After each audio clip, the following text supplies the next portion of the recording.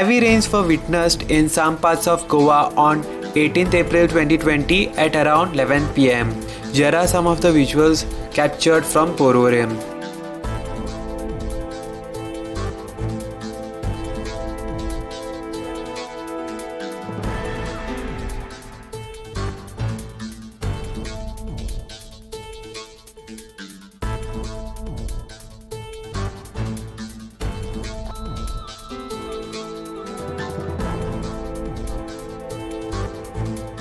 Due to heavy rains, power cuts were also observed.